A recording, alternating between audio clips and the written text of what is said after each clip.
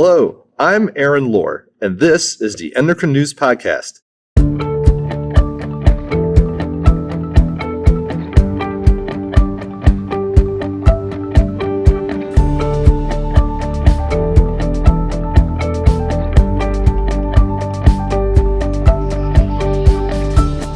Today we're talking about a promising potential treatment for children with genetic short stature who do not have achondroplasia. This new research was presented at Endo 2022 in Atlanta, and the title of the abstract is A Prospective Clinical Trial of Vosoritide in Selected Genetic Causes of Short Stature. Joining me is an author of that study, Dr. Andrew Dauber, who is the Division Chief of Endocrinology at Children's National Hospital in Washington, D.C. Thank you for being here, Dr. Dauber. Thank you for having me. It's really a pleasure to be here today. So what is Vosoritide? What is it meant to treat, and how does it work? So Vosoritide is an analog of a molecule called CNP, or C-type natriuretic peptide. CNP is a molecule that targets cells in the growth plate called chondrocytes and helps stimulate them to grow better and make your bones grow longer.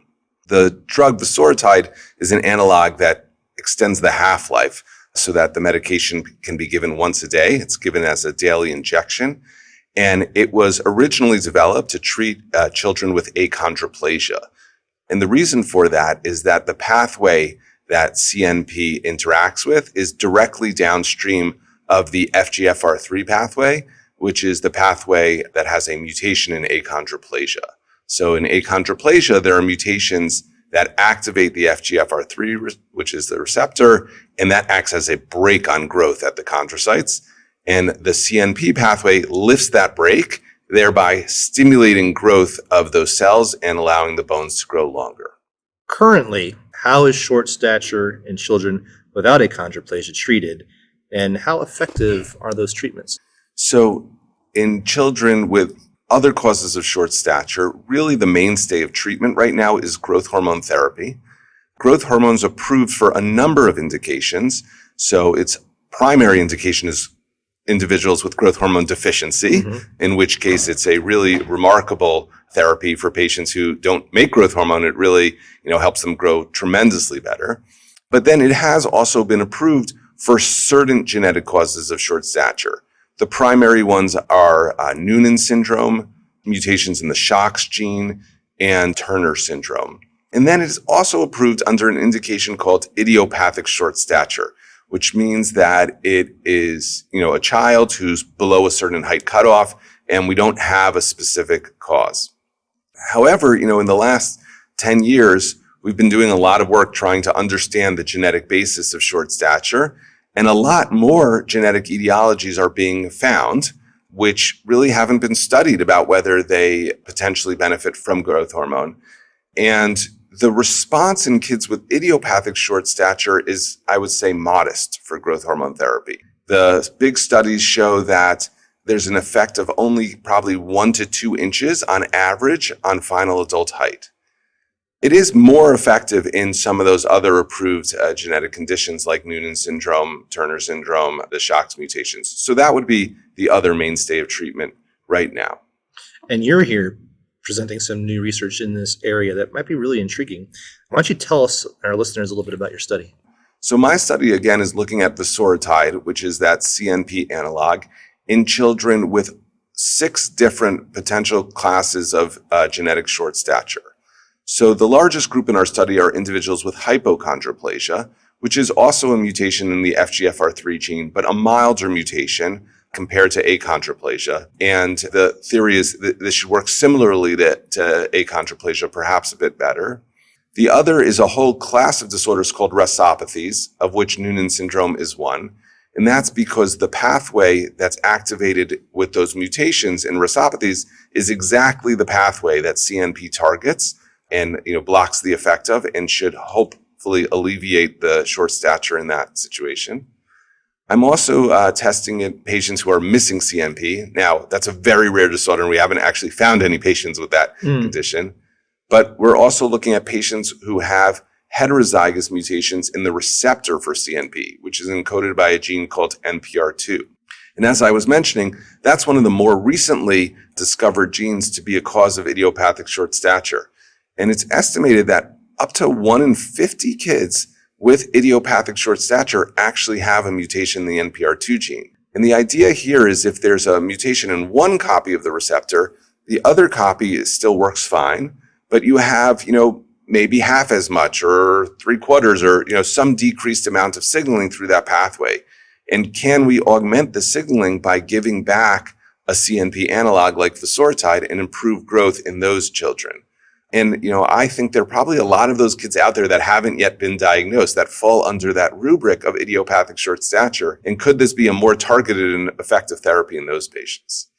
The other two conditions are individuals with SHOX gene mutations, and lastly, individuals with a mutation in a gene called aggrecan. So aggrecan is a proteoglycan in the extracellular matrix around those chondrocytes in the growth plate and on joint surfaces. It also affects that same signaling pathway, and there's no approved therapy for individuals with aggrecan gene mutations. Growth hormone has been used off-label in small groups of those patients, and we're trying to see whether Vosoritide could be effective in those patients as well. So that begs the question, what did you find? Our study was targeted to have 35 patients. Hopefully we'll be fully enrolled soon. The majority of the patients do have hypochondroplasia, so like 26 of them, but we also have 3 patients with Noonan syndrome and 3 patients with NPR2 mutations and another 2 patients with aggrecan mutations. So we're getting a hint towards those other conditions. The results are still very preliminary because the way our study is designed is that we start with a 6-month observation period to get a baseline growth rate in all of these children, since it's a heterogeneous condition in the study. And then we treat them for 12 months with therapy. So kids are progressing through the study now. A few of the patients have completed 12 months of the study, but a lot of them are even still in the observation or in their first 6 months. But our preliminary data shows that in the kids with hypochondroplasia, they are having an increased growth velocity, similar to what was seen in achondroplasia, perhaps a little bit better, maybe around 2-ish centimeters a year extra. But again, that number we need to firm up when we get more patients through the study. But what's been really remarkable is we just have data so far from like 4 of the patients, 2 with NPR2 mutations and 2 with Noonan syndrome, and they're having a remarkably good response to treatment. They're really targeted by this therapy in a very precision medicine approach. And those patients have been growing at 8 to 10 centimeters a year, really remarkable growth rates. So that's very encouraging, and we'll have to see if that persists at 12 months and, even longer with the patients. It sounds like this might be what you were hoping for when you were performing the research in the first place, but did anything that you found surprise you in any way? It was what I was hoping for, but I really didn't know what to expect, right? These are the first patients in the world who have ever been treated with these medications for these conditions, which is pretty cool. And like the families actually really appreciate that. Oh, sure. I expected that it would work to some degree, and I wasn't really expecting the degree of difference between the different groups, that the individuals with Noonan syndrome and NPR2 would respond so much better than the individuals with hypochondroplasia. Now that I see the results, it's not, in retrospect, that surprising, but it's been very encouraging to think of that as a really precision medicine therapy that targets those pathways. Again, very small numbers, but I'm excited in the future to try and expand that and see what happens. So it sounds like we're still very early in the process. Very early days. What are some things that you would like to know more to increase our confidence that Vosoritide might be as promising as early indications might seem to say that it might be? So one thing is we need to look past the first year. So with any growth promoting therapy, the first year response is always the best. At least historically, that's been true with growth hormone or IGF-1 therapy. So really, I'll be very interested to see if this growth increase is sustained over multiple years. And thankfully, we recently did get approved by our IRB and by the FDA to continue the study into an extension phase for children who are responding well. So we have started to roll. Some patients have completed the full 18 months of the initial phase of the study. So we do have patients rolling over into that extension phase. And I'll be really curious to see how their growth is in that second year and then hopefully beyond. The safety profile so far has been really very reassuring, but again, there's extremely limited data on long-term safety since this is such a new medication. So we'll definitely want to keep an eye on that and make sure that we're not causing any unknown skeletal problems or other health concerns in these patients. But so far, thankfully, it's been pretty reassuring. So those are things I'm really looking forward to. The other thing is we're collecting biomarkers for some pharmacodynamic studies in these patients. We're also doing pharmacokinetic studies. I'll show a little bit of that here at the Endocrine Society meeting, but some of that analysis hasn't even started. So excited to look at the biomarker responses and how that corresponds with the clinical variables to see if we can get some insights from the biomarkers about who responds better, and who doesn't. So, more to come in the years ahead. Oh, yes, indeed. Again, knowing it's very, very early and as exciting as this is right now and what it might project to be, down the line one day if Vosoritide becomes available, is there any reason why that might be a more attractive or unattractive treatment in that space, given what we have now? And when that comes in to the fold, what's going to make people say this might be better than what I'm currently doing? Is it just the results, or is there a burden of other kinds, whether it might be cost or how much time certain therapies might take, things like that? Whenever you're considering a new drug, the two primary things to think about are efficacy and safety. So at some points, we'll need to do a comparison in the efficacy between Vosoritide and growth hormone, right? To see if where it's acting as a precision therapy, is it more efficacious than growth hormone, or is it just the same? And the same is also good. If growth hormone's working in those conditions, it's good to have multiple options.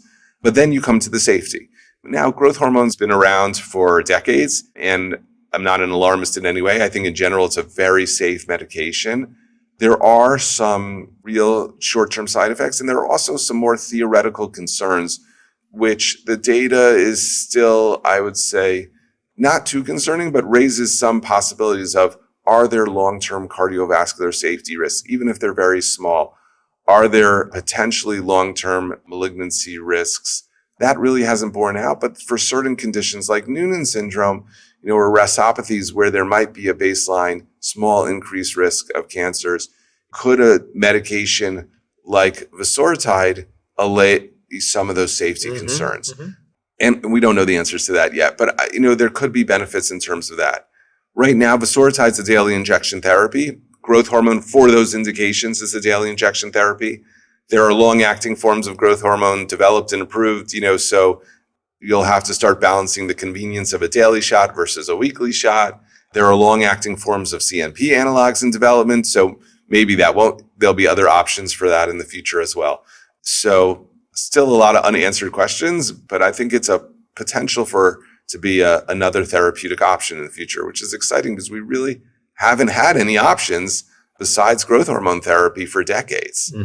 It is exciting, and that's why I'm so thankful to have you on the podcast. That is about all the time we have for, but thank you so much for coming on the podcast and sharing this exciting new research. It's my pleasure, and thank you again for having me. That's all for this episode. I hope you enjoyed hearing from Dr. Dauber. If you're interested in growth and treatment for short stature, you may be interested in an article from Endocrine News, the magazine, from earlier this year. The article is titled Sex, Race, and Measuring Tape, Health Disparities in Growth Hormone Deficiency. We'll link to it in today's episode description.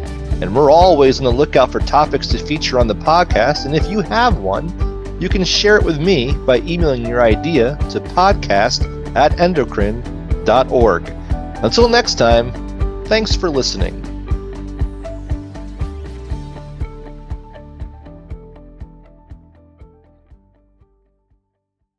Endocrine News podcasts are a free service of the Endocrine Society. To learn more or to become a member, visit the Society's website at www.endocrine.org.